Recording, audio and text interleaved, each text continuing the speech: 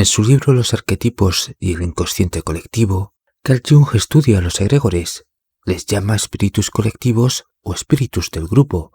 que se forman cuando un grupo de individuos se reúnen con un objetivo común y crean una entidad psíquica que es capaz de influir en la realidad y en la psique individual y colectiva, influyendo en la forma en la cual las personas piensan, sienten y actúan. Por esto, Carl Jung consideraba que el estudio de los egregores podía aportarle una comprensión más profunda acerca de la naturaleza humana y de la dinámica de los grupos sociales.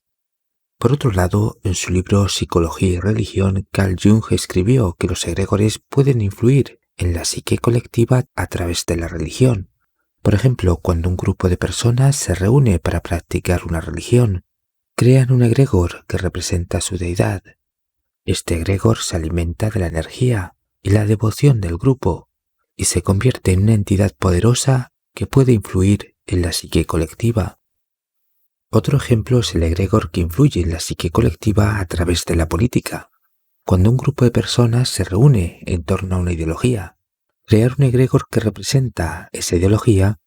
que define las acciones del partido político y que a su vez garantiza el apoyo incondicional de sus seguidores. Así pues, los egregores son entidades psíquicas poderosas que pueden generar e implantar un pensamiento colectivo y unos valores grupales que comparten los miembros de un grupo social, religioso, cultural, deportivo, político y empresarial. Es decir, el egregor de un club de fútbol representa la pasión ferviente e irracional del grupo de aficionados, mientras que el egregor de una logia masónica representa la energía o la conciencia colectiva de los hermanos,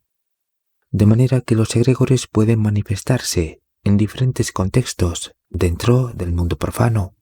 pero también lo hacen en los contextos que se relacionan con las sociedades secretas, las órdenes herméticas, las sectas religiosas y los grupos Nueva Era. Si bien Carl Jung comenzó a detectar la existencia de los egregores en los grupos que se dedicaban a la magia y al espiritismo, precisamente el conocimiento empírico que Carl Jung adquirió entre finales del siglo XIX y comienzos del siglo XX le permitió comprender que los egregores son tanto positivos como negativos, y esto dependía de la energía que se genera en el grupo. Si bien no siempre es fácil identificar a un egregor negativo,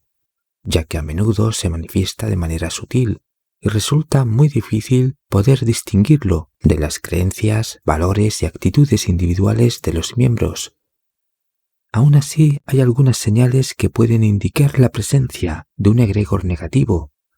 tales como los comportamientos negativos, los pensamientos limitantes, las emociones negativas, la pérdida de identidad individual, la pérdida de la creatividad y capacidad de innovación del grupo, las contradicciones entre el hecho y las palabras, los ambientes tensos, conflictivos y en desarmonía, la mala reputación del grupo, etc. Si bien no es suficiente con detectar al egregor negativo y presuponer que este egregor fue formado por la actitud negativa y la visión limitada de los miembros del grupo, porque en muchas ocasiones el egregor es creado por el líder del grupo o por unos pocos miembros que pertenecen al círculo interno y son los que determinan la formación y manifestación del egregor dentro del grupo.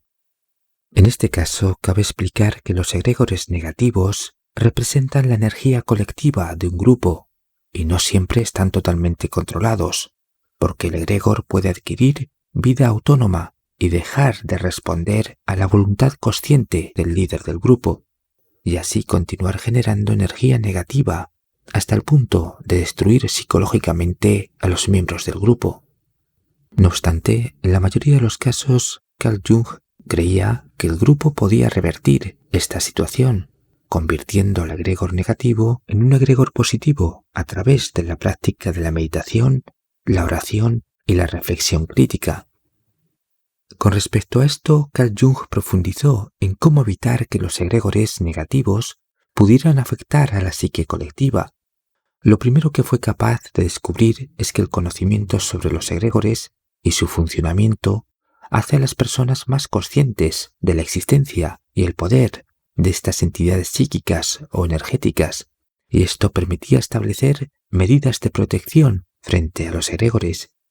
Y esas medidas consistían en tener un análisis crítico de los valores, ideologías y creencias que buscan influir en la mente colmena de las masas sociales. También se podía contraatacar a esos egregores negativos mediante la energía positiva que genera la meditación, la oración y el trabajo en equipo. Pero cuando el egregor negativo tenía un poderoso control sobre la psique colectiva del grupo, la única posibilidad es separarse del grupo y buscar un ambiente saludable y positivo. Si bien hay suficientes casos en los cuales Carl Jung observó cómo la influencia de los egregores negativos en la psique colectiva de una secta religiosa era la misma que se produjo en el espiritismo a finales del siglo XIX, cuando muchas personas se reunieron en grupos para comunicarse con los espíritus de los muertos e incluso con seres sobrenaturales. Para ello, el médium y los familiares del fallecido podían crear un egregor para que un espíritu específico pudiera contactarse con el mundo de los vivos. Pero en ocasiones, el egregor adquiría conciencia propia e influía en el médium y en las personas presentes, haciéndoles creer que se estaba llevando a cabo un contacto con el mundo de los muertos. Porque una vez creado el egregor, este no quiere desaparecer y se aferra a la energía humana de los que se dejan influir en su psique. No obstante, Carl Jung consideraba que el espiritismo podía tener muchas explicaciones, dada la compleja y diversa casuística, y la teoría de los egregores negativos solo explicaba algunos casos. En cuanto a los egregores positivos, Carl Jung los identificó con los arquetipos del héroe, el sabio y el sanador, los cuales son una fuente de inspiración y guía para un grupo de personas que comparten y trabajan ideas y conocimientos que transformarán la dimensión psicológica, espiritual y cultural de un individuo, sin que éste pierda su individualidad a pesar de pertenecer a un grupo con objetivos comunes. De manera que esos egregores generan energía positiva para los miembros del grupo y tienen un impacto positivo en la psique colectiva.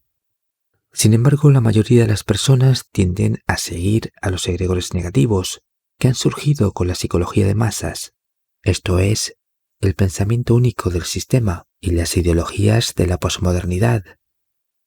Buenos días, buenas tardes y buenas noches.